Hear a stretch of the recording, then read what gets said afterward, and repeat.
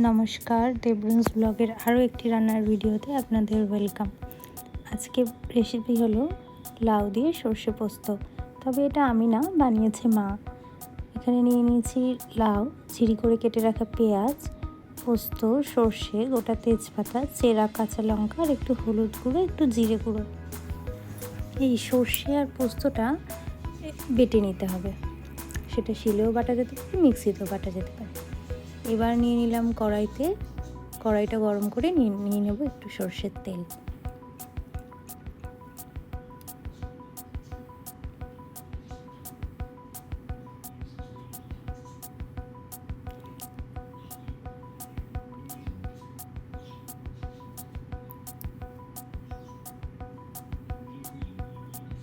লাউ দিয়ে এই সর্ষে পোস্ত রেসিপিটা গরম ভাতে জাস্ট অসাধারণ লাগে। মায়ের থেকে আজ শিখলাম।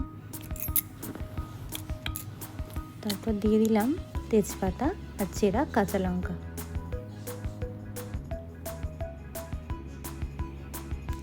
ঝিরি করে কেটে রাখা পেঁয়াজ,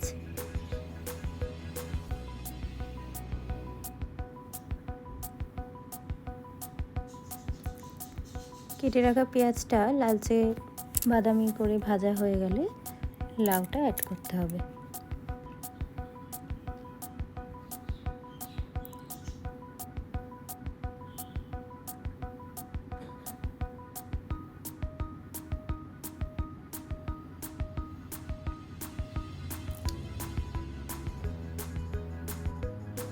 আপনারা কেমন আছেন? আমরা খুব ভালো আছি, আশা করছি সবাই খুব ভালো আছেন।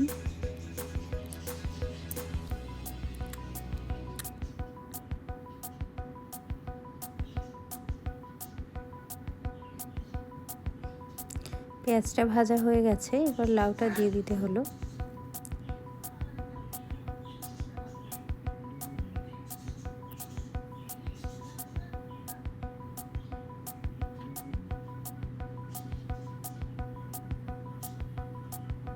খুবই সহজ দেখলাম রান্নাটা, আর খেতেও বেশ ভালো।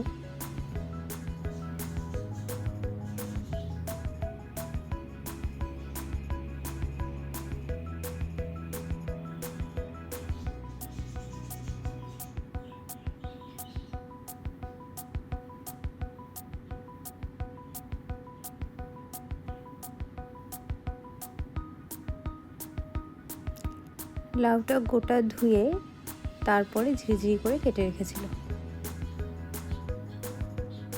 এবার পেঁয়াজের সাথে আর তেলের সাথে লাউটা ভালো করে মিশিয়ে নিতে হবে।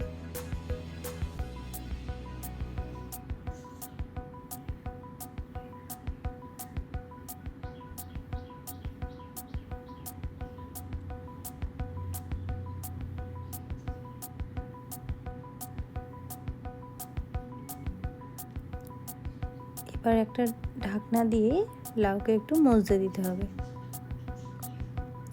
কিছুক্ষণ পর ফিরে এলাম, লাউ থেকে এইভাবে জল বেরিয়েছে। এখনও কিন্তু কোনো রকম গুঁড়ো মশলা অ্যাড করা হয়নি।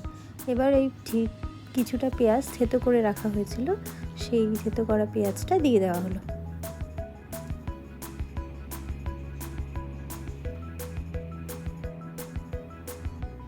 আবারও মিশিয়ে নিতে হবে।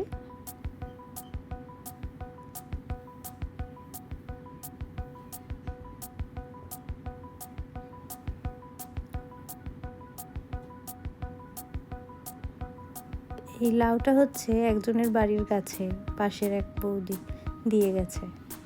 সেই বৌদির আবার অনেক গুণ। দুটো দুরন্ত বাচ্চাকে সামলে তাদের স্কুল দিয়ে আসা নিয়ে আসা করে এরকম ছাদে বাগান করে। দিয়ে দিলাম গুঁড়ো মশলা, জিরে গুঁড়ো আর হলুদ গুঁড়ো একটু দেওয়া হলো। যদি কোনো দিনও সুযোগ পাই সেই বৌদির ছাদ বাগানের ভিডিও আপনাদের সাথে শেয়ার করব।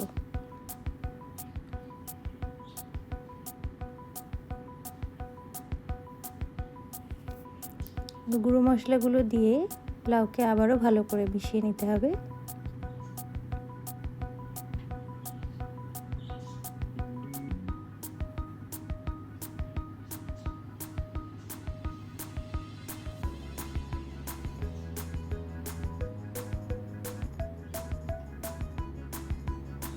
এরপর দিয়ে দিতে হবে স্বাদ মতো নুন।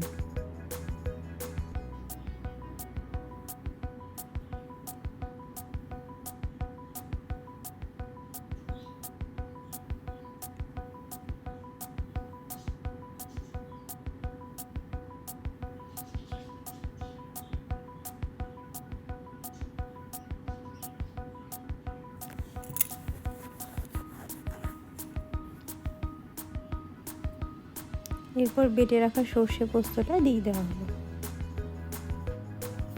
আর যেই পাত্রে বেটে রাখা হয়েছিল সেখানে কিছুটা জল নিয়ে পাত্রে লেগে থাকা সামান্য কিছু সর্ষে পোস্ত ওটাও জলের সাথে মিশিয়ে দিয়ে দেওয়া হলো। এবার আবারও খুব ভালো করে মিশিয়ে নিতে হবে।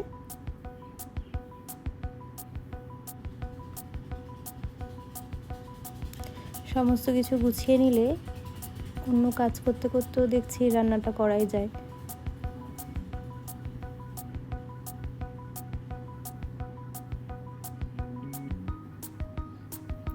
আবারও কিছুক্ষণ ঢাকা দেওয়া হলো। কিছুক্ষণ পর ফিরে আসলাম, ঢাকা সরিয়ে আবারও কিছুক্ষণ নেড়ে নেওয়া হলো।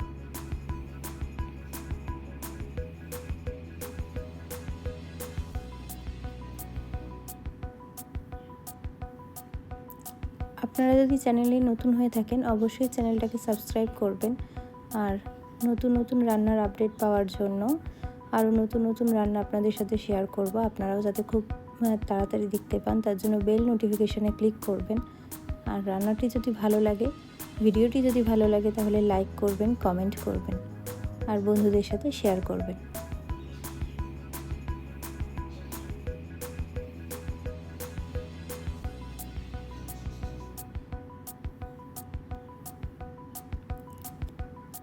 ভালো করে কিছুক্ষণ কষিয়ে নিয়ে আবারও ঢাকা দিয়ে দেওয়া হলো।